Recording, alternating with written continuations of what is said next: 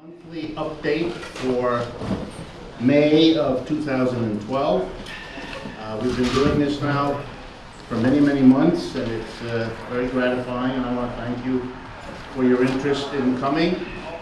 I also want to let you know that we videotape these, as you know, and we now also are audio taping this so that it will be repeated all over the United States. It's sort of remarkable, the benefits of modern technology, that this talk tonight will be actually heard by large numbers of people all over the place, which is a sign of what is happening. I'm also happier than usual this evening, not only because so many of you are here and because we've been doing this so nicely, for two other reasons that don't normally apply. One that I mentioned to some of you is, and you probably noticed, at the back of the room there is a table which contains people who are selling a book, and it is a book that I want to tell you briefly about. I'll tell you again later in this evening's program. But it will be on sale over there. It's a book that I wrote together with somebody else, and that was released last week. And so it's very new, and I'll tell you about it a little bit later. Thank you. Might wait till you look at it, see whether you feel that way, and then that's done. And the second thing that's in a way even more remarkable is that some of you have complained, understandably, that often the things I have to explain to you are not, how shall I say, uplifting. You don't go home from these evenings skipping along and whistling and thinking of flowers in the field. In other words, I don't provide good news. And I usually handle your comments by saying that if you wanted the usual good news, then just turn on the afternoon or evening television, and there the same story will be told to you from that other perspective, in which everything is either okay or about to become okay.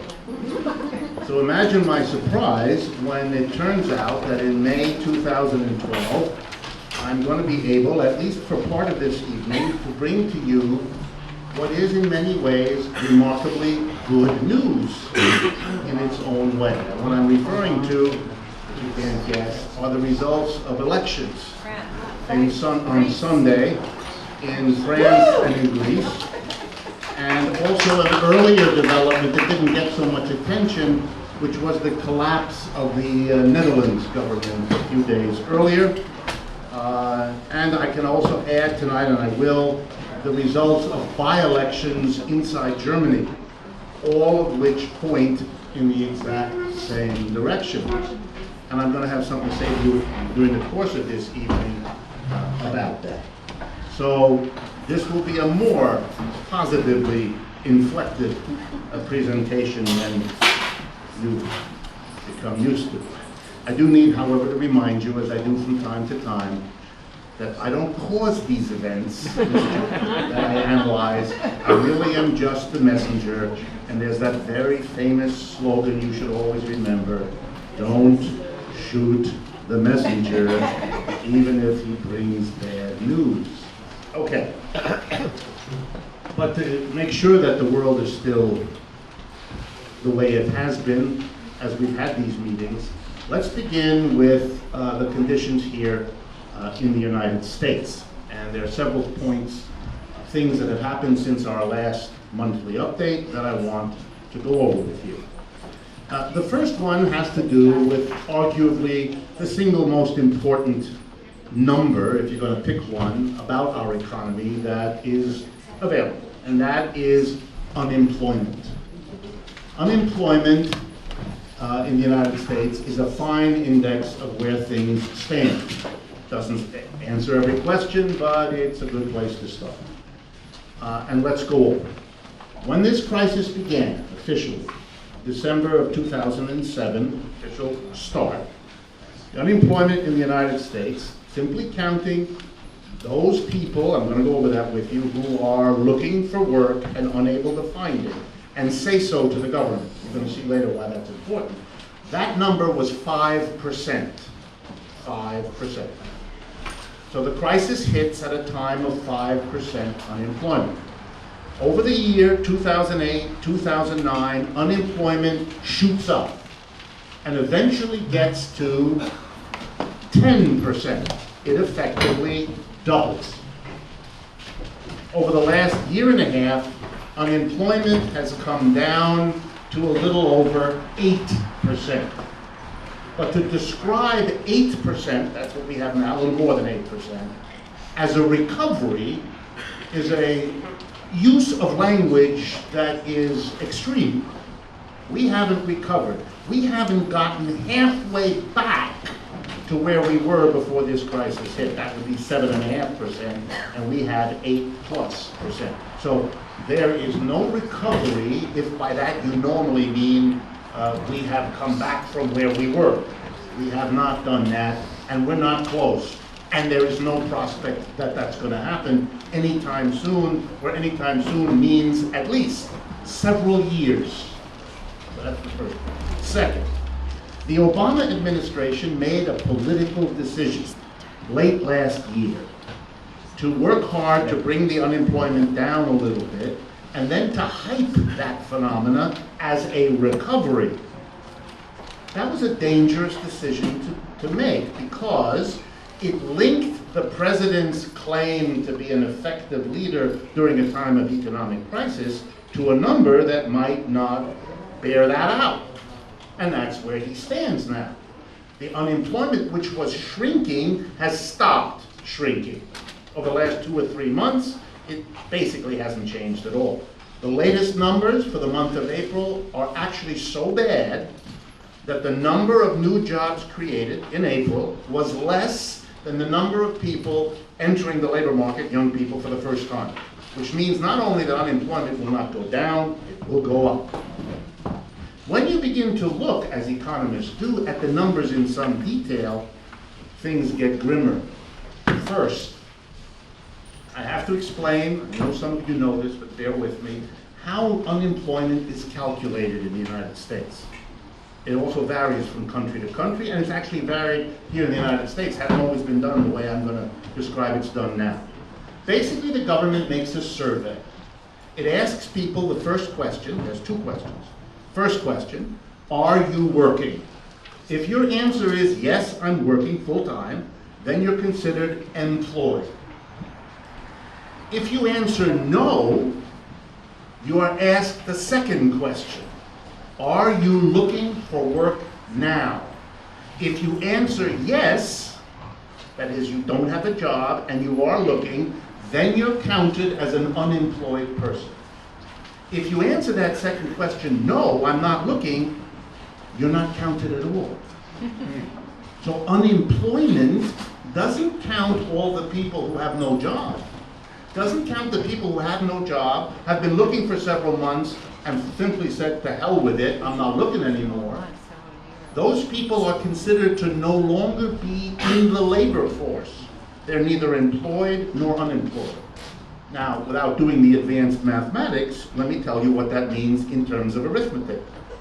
If from one month to another, 100,000 of the unemployed people stop looking for work, they drop out of the labor force, and unemployment goes down arithmetically, even though not a single one of those people got a job. And the government will announce, often with great fanfare, how pleased we are that unemployment went down from 8.3% to 8.1%. Isn't that wonderful? What they're describing is the phenomena of hundreds of thousands of unemployed people no longer looking for work. That will have that effect on the arithmetic. So it is very bizarre. Keep that in mind when you hear it.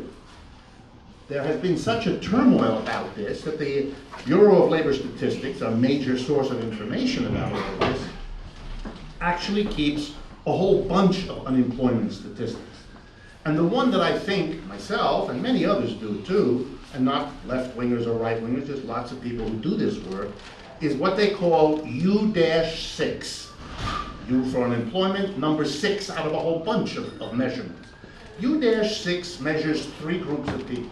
1, those looking for work and not finding it, the people I just referred to, the whatever it is, percent, plus what are called discouraged workers, or the other term that's becoming more popular, workers marginally connected to the labor force. The words give away a lot. That's what the statisticians call it. So the second group are the people who quit working. And the third group are the people who have a part-time job, but have been looking and want a full-time job. If you put those three together, that gives you U-6, and that currently is running at 15% of the American labor force. That's roughly 1 out of 6 people in the labor force is either unemployed, discouraged and marginalized, or involuntarily part-time. Or to use the most technical term, screwed. Badly screwed. They have no money, they have no job. It's a very serious situation, and that's where we stand now. So I did a little bit of calculation to try to give you an idea of what this means, so that you can evaluate this picture of unemployment. First, real simple, I'm going to show you the way I did the arithmetic so you can understand.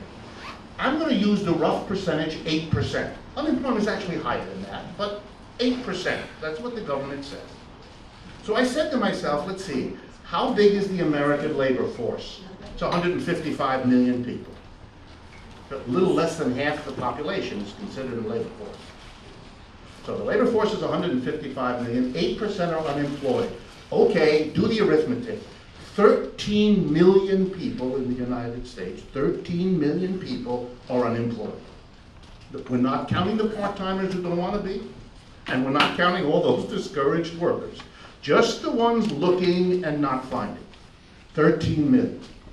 I then did a second calculation. I said to myself, how big a problem is that for the United States? And here's how I calculated. I took 8%, and I said, without those 8%, what is the gross domestic product, the total output of goods and services in America? It's about $15 trillion. If you care. It's hard to imagine, but that's what it is. So I said, let's see, if we took the 8% that are unemployed, let's ask the question, could we put them to work? Is there tools, equipment, office space, factory space, store space for them to work with? No problem. The Federal Reserve, our central bank, has a wonderful calculation that they release all the time. It's called the rate of capacity utilization. That's what they call it. It means the proportion of tools, equipment, office space, factory space that's unused, it's sitting there available. So the utilization rate now is about 78%. So roughly 22% of the tools, equipment, vehicles, store space, factory space, office space, you name it, is sitting there doing nothing. 22% of our capacity to produce sits unused. 8% of our labor force sits unused. So soon, if we put the 8% to work, they got all the stuff they need to work with, and all the stuff they need to work on, and all the space in the world to work. And after all, these are the people who want to work. So we have an economic system that cannot put together 13 million people who want to work, who are still, Lord help them, not yet discouraged, whereupon we wouldn't count them anymore as their punishment for discouragement. So these are the ones not yet discouraged, and this is a system that can't put them to work with the tools, equipment, and raw materials that are gathering rust and dust and deteriorating for lack of use. Ooh. The people are suffering because they're not working. The equipment is sitting there suffering because it's not being worked.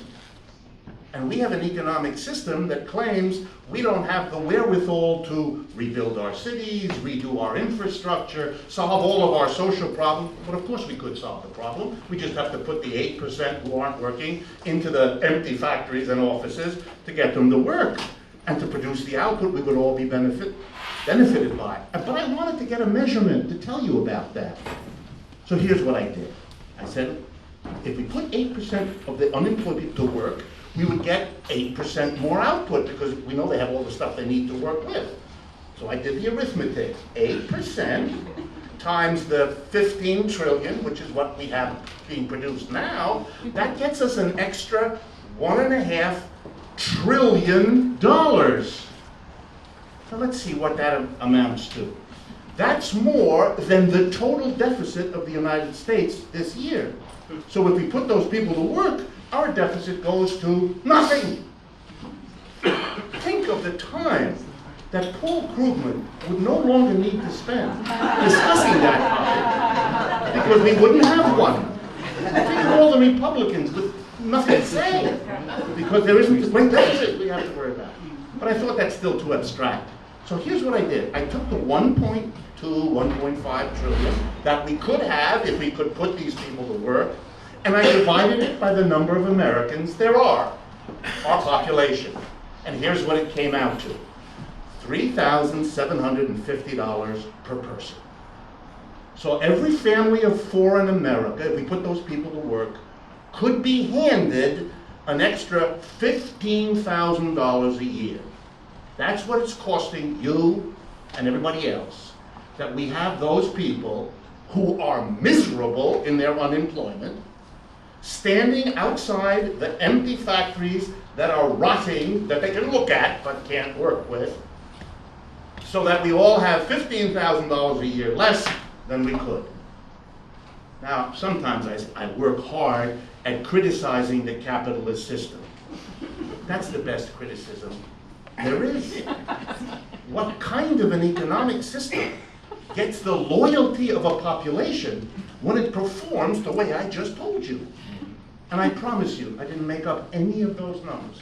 You can go to any website of any economist or of any government agency, all those numbers, 8%, 15 trillion output, you do it all, it's all the national numbers. So we're in an economic system that is not only not recovered, but is performing abysmally when measured against what it could do. It is the system. It's not the people, we got that. It's not the equipment and the raw materials, we have it. It's not the skill or the techniques, we know them. It's not the space where this can be done, we have it. It's all there. But what we lack is a system that can put it together. Because basically in our system, here's what's missing. It has to be profitable for some private investor to make all this happen.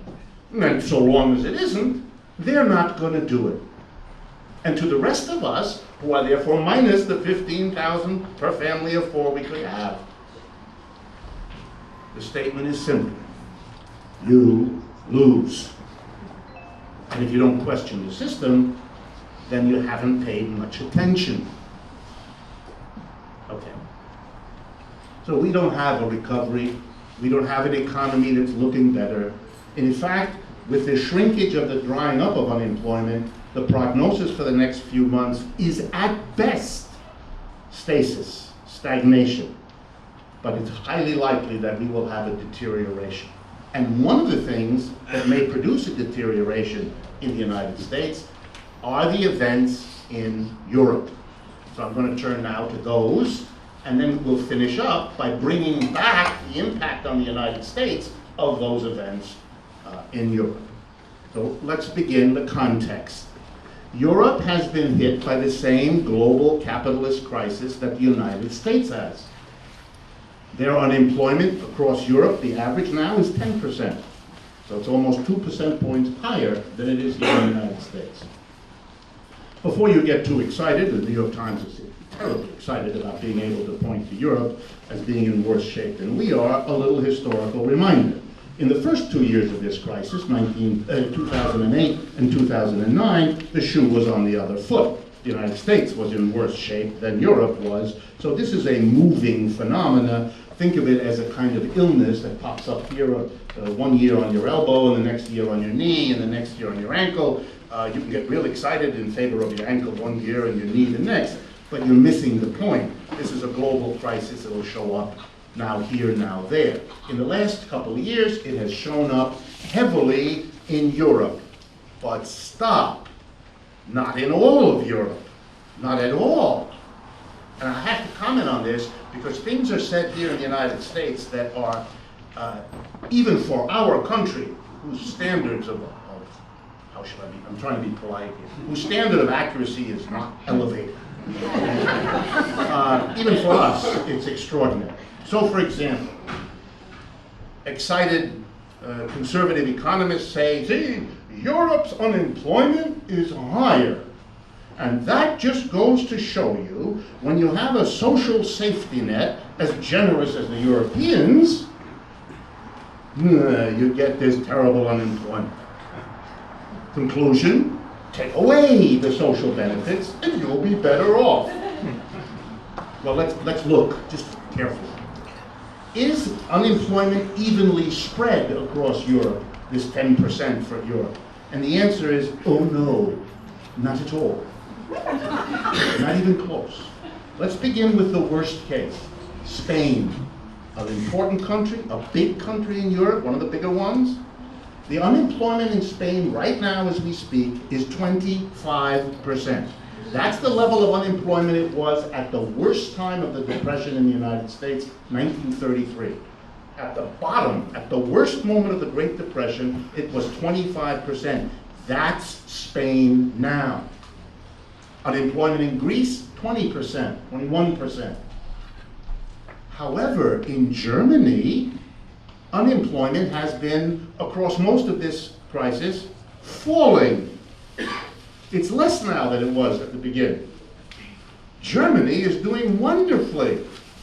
And Germany has one of the most generous safety nets of any country in Europe. In fact, in general, the bigger the safety net, the lower the unemployment. It's unfortunate for the conservatives, and so they manage that situation by pretending it's not there.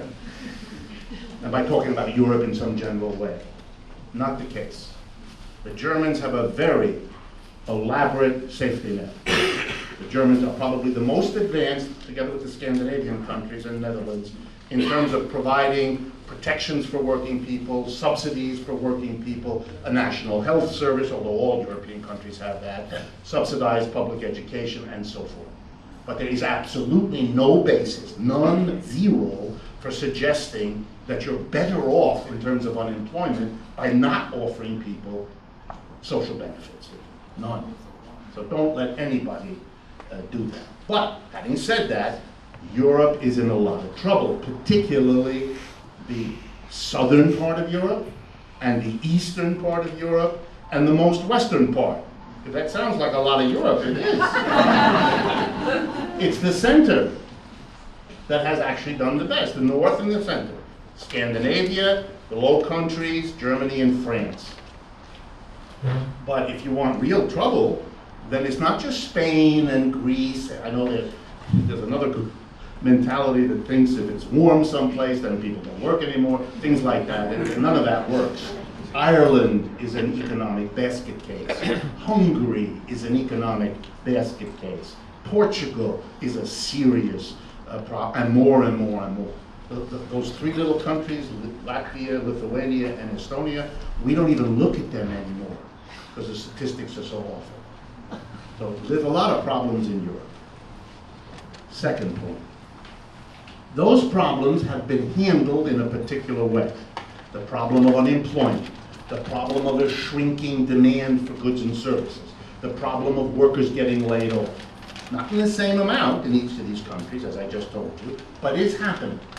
How did the governments react? And now we're going to see the importance of those elections, because we're coming to that. The reaction of the governments in Europe was identical to the reaction of the government here. Governments spent a ton of money bailing out mostly the financial sector, banks, insurance companies, anybody who handles a lot of money, because those were the companies that were in the most trouble. They were the ones who were no longer willing to lend anybody, and in the modern capitalist system, debt is everywhere. Governments have debt, corporations have debt, and even massive people have debt. And so if you don't have a functioning credit system, if all the banks can't lend every day lots of money, the system stops. And I mean stops. I know I've had a hard time getting that across everywhere I go, because people don't want to hear it. but I mean they don't lend anymore. And that means as of tomorrow morning, for example, here in New York, and we came that close late in 2008, those famous months, September to December of 2008, we were in a situation where the biggest banks in the world, which are here in New York, or among the biggest here in New York, were unwilling to lend to one another or to anybody else anymore, which meant that everybody who needs the money from the Chase Manhattan to function wouldn't have gotten it Monday morning, in which case they would have told the subway conductor, we really would like you to come in, we really would like you to drive the subway, but we don't have any money to pay you. Whereupon, if I know my New York subway conductor correctly, there would have been a series of remarks I cannot repeat, and he would have been, or she would have been, gone. Not going to come in to do that enjoyable job for no money. And nobody else would have either. So we're talking about things stopping. You pick up the phone and there's no noise. Okay, that kind of problem. Europe had it too. So every government threw money, and I'm talking huge amounts of money, at the banks.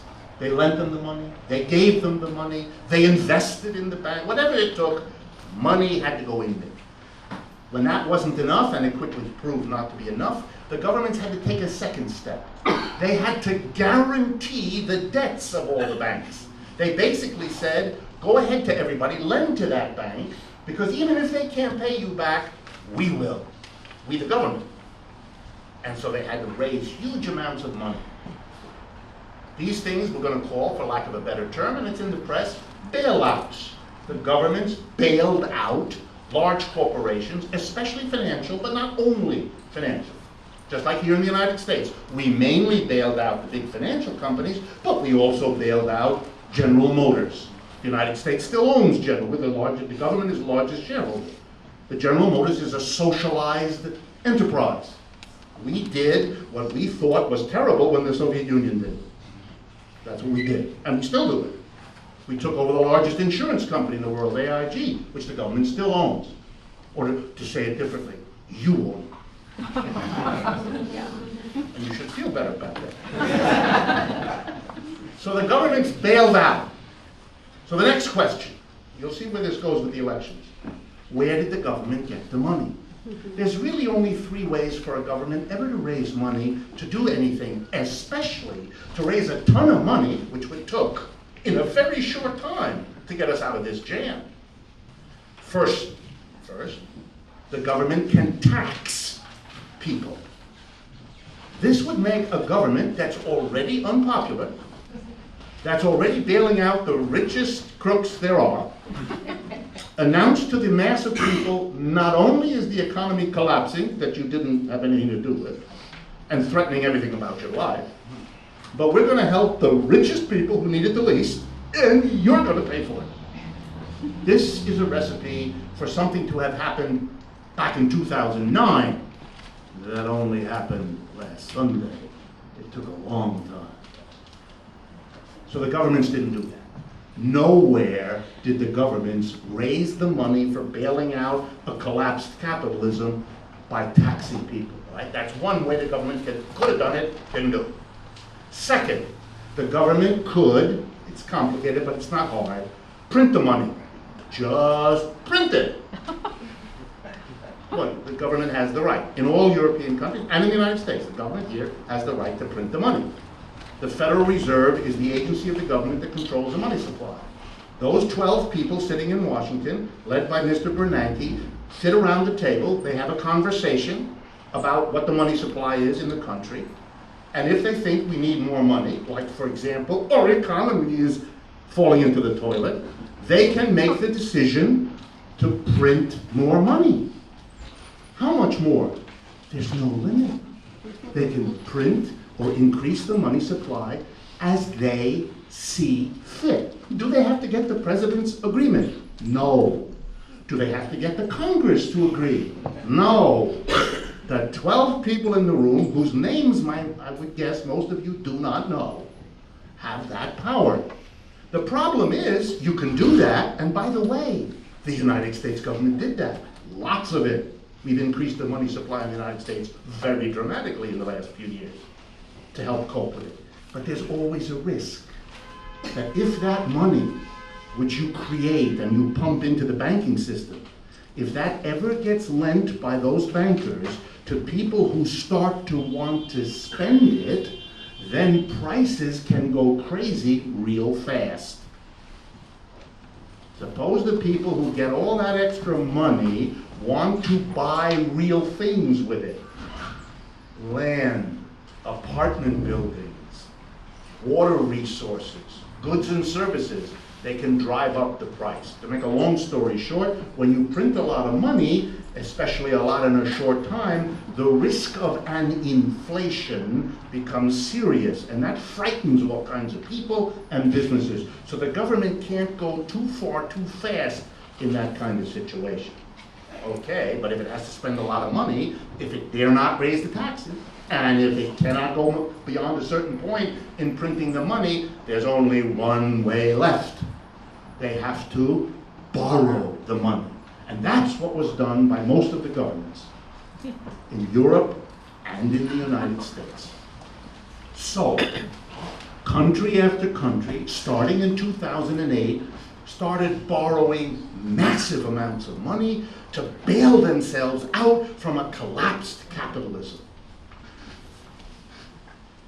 We went crazy.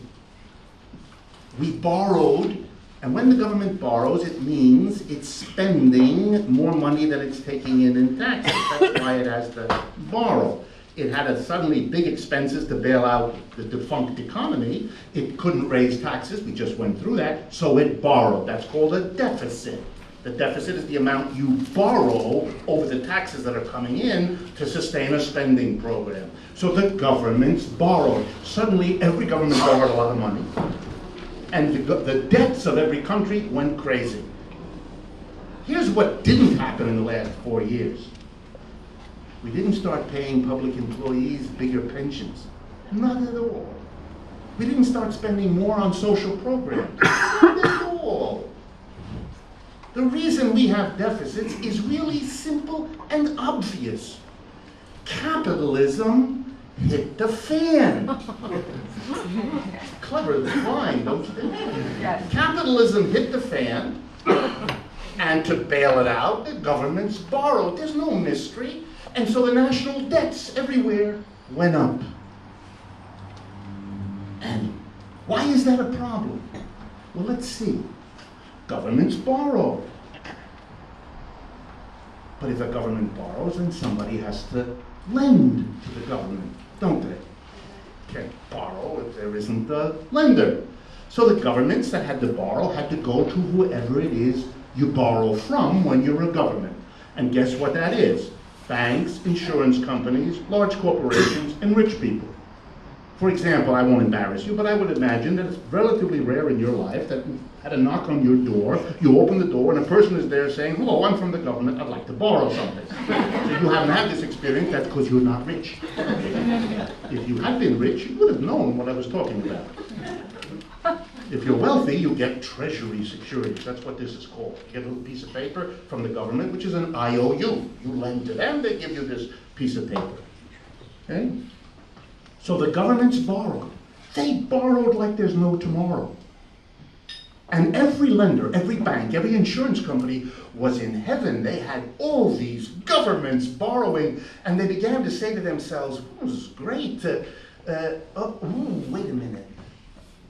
Wait a minute, some of these governments have been borrowing already, and they owe a lot of money. And if we just keep lending to them, they're going to have to take more and more of the money they normally raise, and instead of using it to pay for school teachers and hospitals and roads, they're going to have to use it to pay interest on what they're borrowing, and to pay some of us back the money we're lending, which we do want." And you know, a government could get itself into trouble. The mass of its people might begin to say, "Hello, you're cutting the public school for my kid in order to pay interest to the big banks who brought us the crisis. No, for my dead body, you're going to do that." At which point the lender has an epiphany. The lender realizes that in this whole game, keeping on lending to governments is a very dumb thing to do, because they're not going to be allowed by their people to ever pay you back. And if you're in this business, you know this.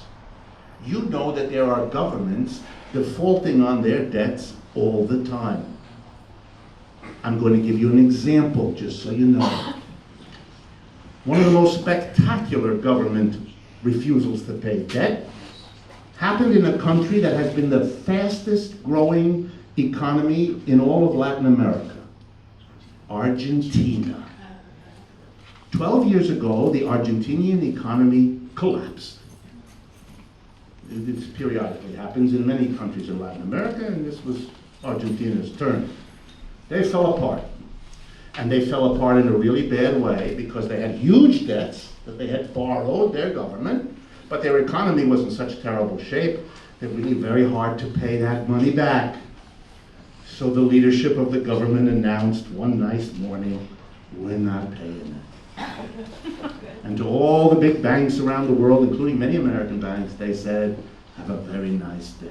You're never going to see that money again. Thereupon a big legal to-do. By the way, it happened 2 weeks ago again, and since we last met, when Argentina did another thing. You all noticed that? Argentina took over the Spanish oil company, to whom they had sold some years ago their national oil company. They took it back. Kirchner's widow, Cristina Fernandez, I believe is her name, announced that, well, that's it, we're taking it. And again, that wonderful phrase that they get from America, have a nice day. So the Argentines said they won't pay, and there was great yelling and screaming, you will be sorry, you will never get another loan, your country's... When the dust cleared, a deal was struck. I believe they paid 40 cents on the dollar, it could be even less. I believe the final deal was for every dollar that Argentina owned, they paid the lender 40 cents. And that was the end. Right? And the punishment they have had for that, they're the fastest growing economy in Latin America ever since. No punishment at all. There's nothing unusual about this story. Doesn't mean it always happens. But government's not paying is not, and so the lenders know that. They all know the story of Argentina. So they said, uh-oh. And they began to look around. What is the government that is most likely to be confronted by their own people and being told, you're not going to pay that back? And that was easy. That country is Greece. And it's because the Greek people are very militant. They're organized in lots of left-leaning, anti-government, anti-debt organizations. Luckily for the status quo there, they're all divided from one another and can't get along. We're going to come back to that, very important. But it was clear that if you're going to lend to anybody, the answer was, don't lend to Greece, because you'll never see that again. Well, what lenders do when they see a risky borrower is the following. Two things. One, we will lend to you, but you've got to pay us a lot of interest. We've got to recoup our investment quickly because we don't have any confidence that you'll ever really pay us back. So you're going to have to give us such high interest rates. Greece at the high point was paying 25% a year. You're going to have to pay us such high interest rates that we'll make enough money in a short time. We don't really care if you ever pay it back. So they went to the Greeks and they said, okay, you have to give us a high rate of interest. But more. In order for us to lend you money, not only are you going to have to give us a high rate of interest, here's what you have to do. You have to collect a whole ton of money and set it aside in a special fund that can only be used to repay the loans we're giving you. And here's how you're going to do it. Number one, you're going to cut all kinds of social programs. You're going to lay off all kinds of public employees. And the money you don't have to give them in salaries anymore, and the money you don't have to spend on providing all those services is going to be set aside in a special fund to repay the lenders. So you're going to have to give us a lot of interest right now and set aside that money. When you demand that of a government, you're basically demanding that the government cut back employment and cut back social services, which in Europe is called austerity. So when you hear that word, austerity is the policy gotten to use by the government to pay for the bailouts that they borrowed to accomplish. Capitalism goes into the toilet, governments are called on to bail them out, they borrow the money, and then they have to get that money back, pay it back to the lenders by cutting everything that the mass of people want. The average public employee in Greece today earns 40% less than he or she did in the first part of 2010.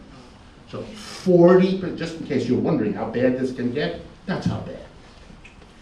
When the Greeks complained over the last year, we can't do this anymore because more cuts are demanded. They've actually agreed to even more. And they said, we can't. They said, okay, we have another option. Sell what the government owns. Whereupon you began to have meetings about selling the Parthenon to the Chinese. By the way, the most important harbor in Greece, Piraeus, which is an extension of the city of Athens. If you've ever been to Athens, the port that you go to and have lovely fish dinners by the Mediterranean is called Piraeus. The port of Piraeus was sold and is now owned by the Chinese. The People's Republic of China owns the port of Piraeus. And they were going to sell water companies and utilities to whoever can buy them, so the government can get the money to keep the lenders. And why do you have to keep the lenders happy? Because Greece owes just like we do. And if the people who normally lend you the money, here's what they normally do. When the loan comes due, $10 billion on Tuesday, you go to the lender and you say, please relend it to me. Because what would you do if they didn't? You'd have to pay them back. Where are you going to get the money? That's what we did. We just did that. You'd either have to tax it, or print the money, or borrow it. So you have to keep the money going. So everybody borrows, and therefore everybody's debts go up. And therefore all of Europe imposed an austerity. The Germans did it modestly, but they did it. The French did it more harshly. And then other countries, up to the worst case so far, which is Greece.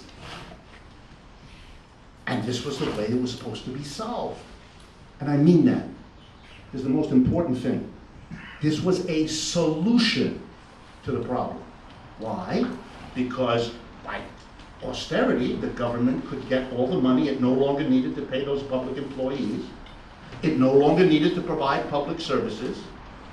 It didn't have to pay lots of people in the port of Piraeus. Those are not Chinese people. The Greeks are not earning any income running that port. It's not their port anymore. Whoa. And that money would now be used to repay the lenders, who would then feel better about having lent, and so the bailouts of those companies would have been accomplished, and the people in the end who would have to pay for it are the masses. That's the message. Capitalism fails, then you go through these steps. Bailout by the government, borrow a lot of money, impose an austerity, get the money back, pay off the lenders. You're finished. You did it. You got the economy going again. But of course, at a price. What's the price? Greece has a 22% unemployment level. All those public employees are running around wondering what to do. Right? Not everybody can open a taverna. That doesn't work. It just doesn't work. So you have a society which is now going through the 4th year of a serious crisis in which people are having to do all the things that happen in an austerity. That's when you can't have your own apartment. You have to move back in with your relatives. You have to cram into a small space because you can't afford what it used to cost. And the car you had, no, not anymore. And to learn to enjoy a new recipe. Stuffed grape leaves, surprise. Surprise, no stuffing. You have to learn all those things. Or in America, you switch from hamburger to hamburger helper. And when that runs out, you eat the package. Right? And we have that. We have it in every country. And then the question becomes, will this go on? And how long will it go on? Will it ever stop? It's very important now that you understand, yes, it will stop. This is the capitalist way of, quote, letting the market work us through this economic downturn. What does that mean in simple English? With an austerity, desperate unemployment, people learning to live with a lot less, you lower the wages. People become willing to work for anything when they're out unemployed long enough. You know the story. You see, Europe isn't that different from us, is it? The academic who graduates with a degree learns that with a PhD and lots of hard work, you too can have 11 adjunct positions. That is what you get. And that will probably enough to pay off half the debts you incurred to get the degree, which isn't worth anything anymore. And you have to cope with that, and no one's going to help you. And the wages go down. And as the businesses shrink, as all those stores on 6th Avenue that are empty now, as they sit there, then the rents slowly, even in New York, go down. Because a lower rent is better than no rent. So now the costs of business go down. The wages go down, and the rent for the store goes down. And the fee charged by the accountant will go down because he's losing a customer. Everything goes down until capitalists say, whoa, with these low wages and these low prices, I'm going to invest again because I can make some money. And maybe that'll happen, and maybe then people will get hired, and maybe then the system will come back. That has happened. Could happen again. That's the way they want the problem to be solved. Meanwhile, you, wait. Worry about your job, have no job, worry about your government benefits, have none of those, we wait. The only question here is, and it's always been that way, will the mass of people keep waiting and accepting austerity? Now I want to end. The votes over the weekend, particularly those in the two countries where we all paid attention, or I hope you did, in France and in Greece, were an unambiguous statement by the mass of the people in those two countries. There really is no other way to say this. We've had it with this. We will not tolerate it, and we're going to take the first step. By the way, it's a modest step. We're going to go into a voting booth, not very risky, pull a lever, not very risky, and go home. But we're going to pull a lever that says, all of you clowns who brought us this austerity that I just described for you, you're gone. You're out of here. We hate you. Let me give you an idea. Okay? In Greece. Greece has been governed by musical chairs between the New Democracy and the Socialist Party for decades. The last election, they got together 70+% of the vote. This election, they got together 30%, roughly. That is, more than half their voters said, you're done. One of the two parties didn't even come in first or second. The Socialist Party, the one held most responsible for the austerity in Greece, came in third, was defeated by a new coalition far left-wing party, which came in second. The New Democracy, the conservative leftover, what's left of it, got 18% of the vote. The far left coalition, 16%. The old Socialist Party, 11% or 12%, something like that. The Communist Party of Greece, 8.5%, came in fourth. And then several other parties, two of whom are also far left. If you put the far left party, the three far left parties together, they have almost a third of the vote. They will have almost 100 out of the 300 seats in the parliament. You can't get an austerity through with 1/3 of the people in the room are sworn enemies of anything like that. And many of the others are enemies that's not quite so sworn. So it's over. No one knows what's going to happen in Greece, but the mass of people have made a statement, the lack of which has been the most remarkable political fact of the last 40 years. So something really powerful has changed. 2 weeks ago, a coalition government in Holland collapsed because one of the coalition partners had a change of heart because its members said, you stay in that government, we're going to defeat you because you're supporting austerity. So it said we will no longer support austerity. That deprived the government of the majority it needed, and the government collapsed. And they're now negotiating a new government in Netherlands. And now finally, France. For the first time in people's memory, a sitting incumbent president of France runs for re-election and doesn't come in first. He comes in second. The socialists, who a few years ago were counted out of French politics, come back and they win. The most important thing that happened is not just that, that's already a lot, but it's that a new party, I think it's only 7 years old, called the Front de Gauche, the left front, comes from nothing and collects 11+% of the vote, basically coming in third or fourth. A lot of attention in the United States went to the National Front, the right wing, led by a woman, Marine Le Pen, the daughter of the old Jean-Marie Le Pen. But they've been around a very long time, and their last election result was 15%. This time it's 18%. That's a nice increase. It's nothing like what happened on the left. It's no increase. It's silly. They're not comparable. So what you have is a powerful statement against austerity. The single most important thing that Mr. Hollande, the head of France, is named Mr. Netherlands. Mr. Hollande, the socialist, his major platform was the following. The richest French people will have their income tax rate raised from the current 45%, here in the United States it's 35%, from the current 45% to 75%. That's his number one proposal. You would have to be, well, you'd have to be in the New York Times not to see what's going on.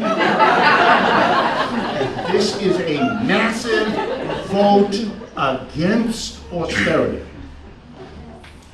So to conclude, A, it's exactly the same here. Across the United States, there are cutbacks left and right.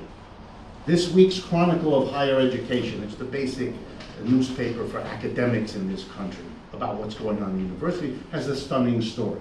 Begins with a woman, a single mom, 1 or 2 kids, 43 years old, PhD in history, who begins her lectures, and the article explains, begins her lectures by explaining to people that she's the teacher for this semester in that college and she's on welfare. She needs food stamps.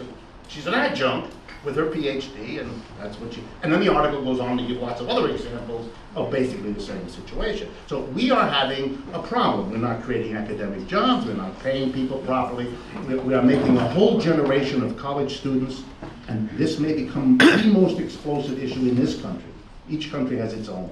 But we are moving towards a crisis in this country because we have an entire generation of people who are confronting going to college and paying costs they cannot afford, being told it's the only way to get a job, to have a better credential than the next one, borrowing up the wazoo to get that credential, and then discovering either they don't get a job or the job doesn't pay enough to get them out of debt for anything less than 25 years into the future, so they can kiss a house goodbye, and they can kiss having children goodbye, and all the rest of it. And you're making an awful lot of who angry? Young, single, energetic students. That's dumb. That's real dumb. You don't mess with the students. Changes happen quickly. And you're mobilizing anti-governmental forces. So now the conclusion. Where is it going to go? Where is it going to go? There are 2 options. The first option is the only one you're likely to hear about for the next 6 months. And you're going to hear it until it's coming out of your ears. You're already hearing it. The alternative to austerity is growth. What? Growth. Here's what that means. Instead of the government cutting back, the government should create jobs The government should spend money. The government should stimulate the economy. That's what Mr. Hollande is going to do in France. And because he's doing it in France, next door Germany, what is she going to do, Mrs. Merkel? She's going to have to follow suit. She's losing every election. The last 6 elections in Germany, she lost. So her political future in Germany is about as good looking as yours. And you're not even running. So it's a real serious problem. Growth, spend money, growth. And who's the model for growth as your way out? The irony is it's the United States. We're the model. Not the model now. Now we do austerity. No, we're the model from the last Great Depression in the 1930s, when our great leader, Franklin Roosevelt, was elected as an austerity preacher. Balanced budget he came in on. Then a year or two into his presidency, he had, I don't know, he was visited by a special spirit. And he turned on a dime. What did he do? He grew the economy. He didn't hold back spending money. He spent like a drunk. Let's remember, it's really important. Number one, he announces, I am going to create the Social Security system. We didn't have that in the United States before. Everybody who's 65 years of age and has had a hard time working all his or her life, we're now going to give you money every month forever. What? Unemployment 3 times what it is today. The budget crisis of every government, federal, state, and local, greater than it is today. Nobody had any money. There was no money. Poverty, no money, no money, no money. I'm giving everybody who's over 65 lots. Second speech. I'm going to create the unemployment compensation system. What's that? I'm giving everybody who's unemployed a check every week for years. In the middle of the Depression, when there was no money, he took the unemployed, 3 times larger relative to today, 25%, we have 8 point whatever it is, and he gives them money.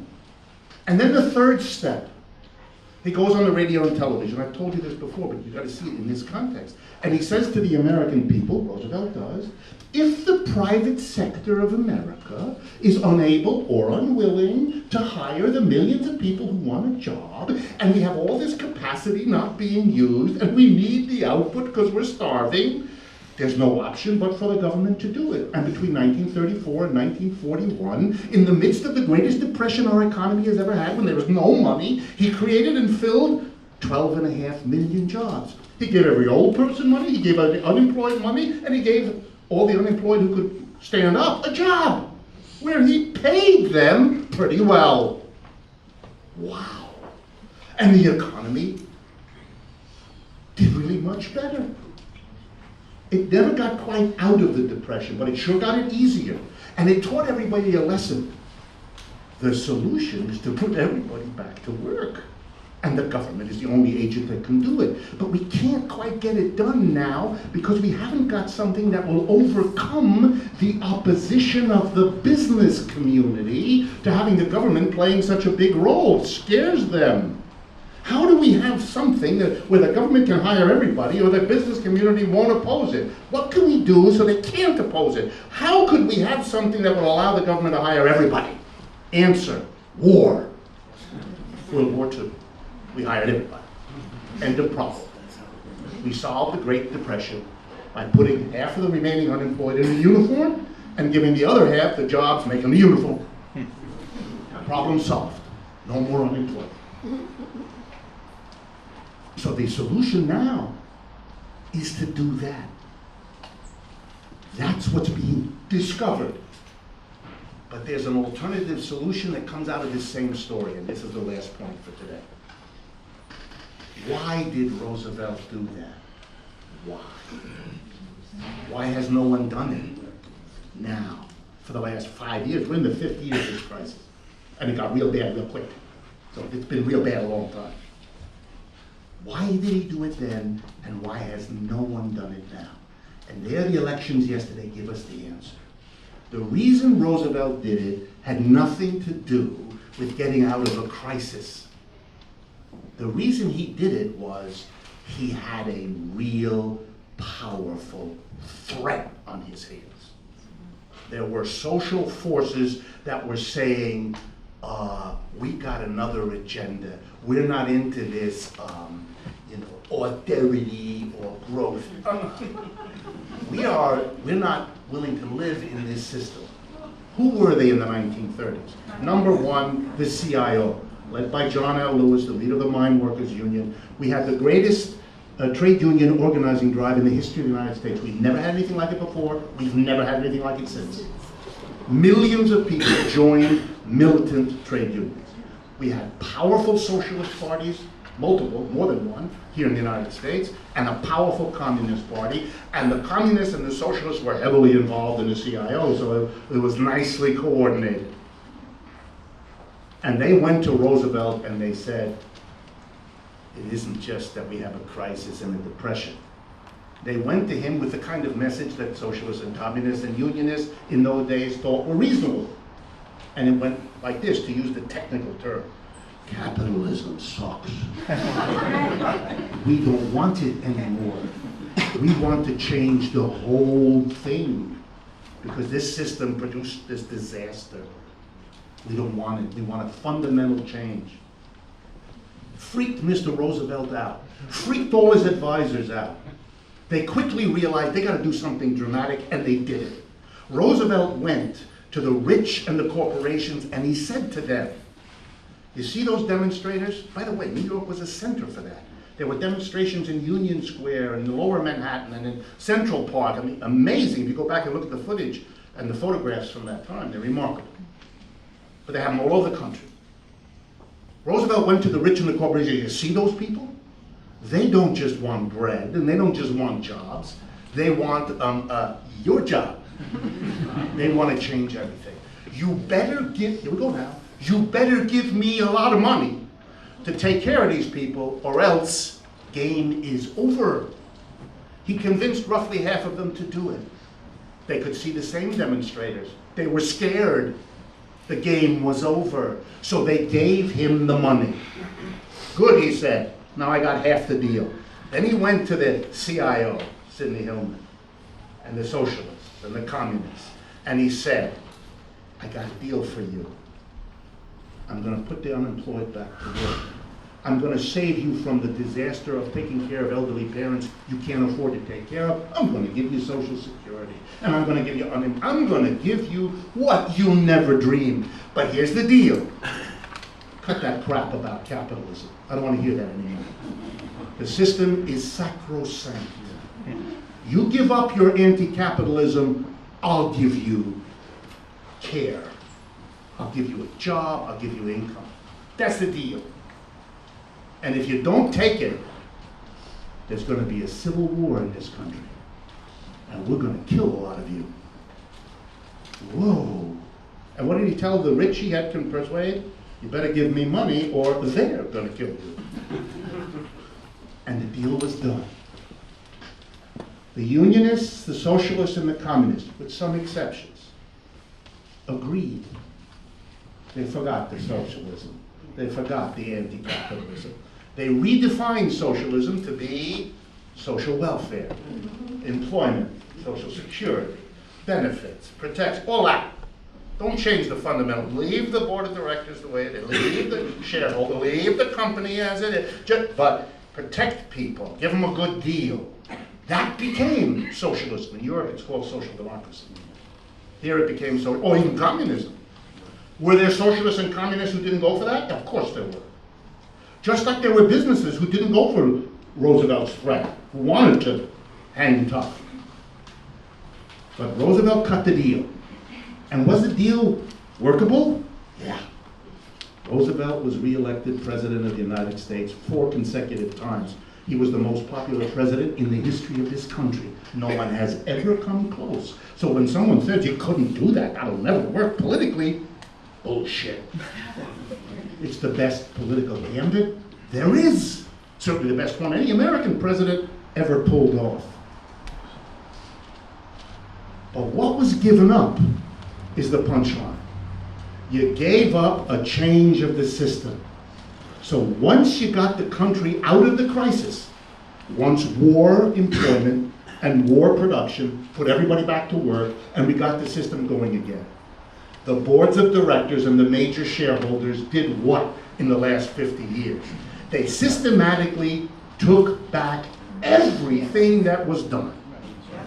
Why? Because for a corporation, having to pay huge taxes, and by the way, when Roosevelt said you have to pay, that's what they did, they had to pay taxes. Once again, the numbers, just for some of you who are interested. In 1945, for every dollar paid to the federal government, I should remind you, the federal government lives off income taxes. It's the single most important way that the federal government raises money, more than all the rest combined, income tax. Income of individuals is taxed, and income of corporations, profits, are taxed. In 1945, for every dollar raised by the federal government from individuals in an income tax, corporations paid $1.50. So you take all the corporations together, they contributed 50% more than individuals. In 2012, what's the ratio between the dollar paid by an individual in America and the corresponding paid by a corporation? For every dollar individuals pay in the United States today, corporations pay, ready, 25 cents. That's a change, ladies and gentlemen, and that's a change, that's called a tax cut. Not the little dipsy doodle you get from time to time, real tax cut. They got that. They got that. Second, what was the level of income tax for the richest Americans that Roosevelt got to pay for Social Security, to pay for unemployment insurance, to pay all those people's jobs? Top income tax bracket, 1944 and 5, 94%. In the 50s and 60s, the top income tax bracket in the United States, 91%. Passed by Republican and Democratic presidents alike, Republican and Democratic Congresses alike. And you know what the rationale was in those days? Not what I'm explaining to you now, it's too dangerous. The rationale was this: we've just been through a Great Depression, we've just been through a greatest world war. Now we have to rebuild America in the 50s and 60s. That's a very expensive task, and every good American has to pay what he can afford. And then on that basis, we're taxing the crap out of you. And they did. But of course, for businesses, these taxes are a drag, an obstacle to be overcome. For these rich people, this is an intrusion on my quality of life. So they had every incentive, of course, to get rid of them. That wouldn't have been all that interesting, but by letting, here we go now, by letting them keep the capitalist enterprise organized the way it always was, the tiny group of major shareholders at the top who select the board of directors into whose hands all the profits come, by leaving that untouched, by accepting Roosevelt's deal, don't touch that, you gave them the resources to realize their incentives. Cut the taxes of business, cut the taxes of rich people, and get the American people ready for a crisis to knock them on their rear ends the way it's happening now. If all we do now, if all the enthusiasts of Francois Hollande do in France, if all those young people in the streets of Athens do now is repeat the American experience by getting rid of the austerity politicians and bringing in the Keynesian, Rooseveltian spenders, we're gonna see a horrific replay of the lessons of history, which will be twice as ugly the second time round if we don't learn the lesson the first time round.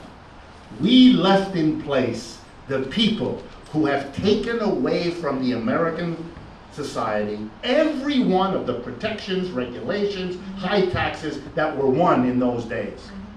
There's only one lesson here, that the real alternative to austerity, the only lasting one, the only one that we can say we learned from history to do, is not to do the kind of deficit spending that Mr. Krugman repeats every other day in the New York Times, as if it is the only option to austerity, the only sane and reasonable thing to do. Here's the irony. Mr. Krugman, like the rest of the profession of which he is a part, with a very few notable exceptions, Mr. Krugman can't think outside these two options. either austerity or Roosevelt. Those two options have one thing in common. They protect and preserve the capitalist system in its capacity to keep us in a condition that brings us to this evening, tonight, to face this situation. So while I take my hat off to the Greek and French voters, they have changed the politics of Europe. They have dealt a fantastic blow to the consensus for austerity. But they have, as always, in that positive step, they've confronted the next problem. Now we have the choice. Will we do another Roosevelt Keynesian growth program, or will we finally recognize that we have a system here that does not work, that has outlived its historical usefulness, that leaves us always with the absurdity with which I began tonight. Millions of people without work, staring at millions of tools, equipment, raw materials, factory office space empty, moaning that we don't have the output that these two things would make possible. The only thing more dramatic than that is to face the millions who have been foreclosed out of their homes, who literally can walk out of their house, cross the street, sit down on the stoop, and spend the next 6 months staring as a homeless person at the home that has nobody in it, and thinking that this is a system that needs to be preserved. United capitalism is in a weaker position than it has been in our lifetimes, right now. It is not delivering the goods. It's delivering one bad after another. So many bad things, from student debt to homeless people, to cutbacks in social programs, to no jobs, to crummy income, to absence of security, to laying off, that it's beginning to dawn on the American people that it isn't this problem to fix or that one. When so many things are going wrong, you finally get the idea, might be the whole thing needs to be redone. The slogan of the Front de Gauche in France is very similar to the slogan of the Die Linke party in Germany, which is a similar party. Each of them says, in two cases, Germany or France, put in any one you want, Germany can do better than capitalism. France can do better than capitalism. And contrary to what every political pundit told them, not only is that not the kiss of death, that's why they are getting 1 out of 12, 1 out of 8, 1 out of 7, 1 out of 6 people in their countries voting for them. What's holding the American people back from learning the obvious lesson? Thank you very much for your attention.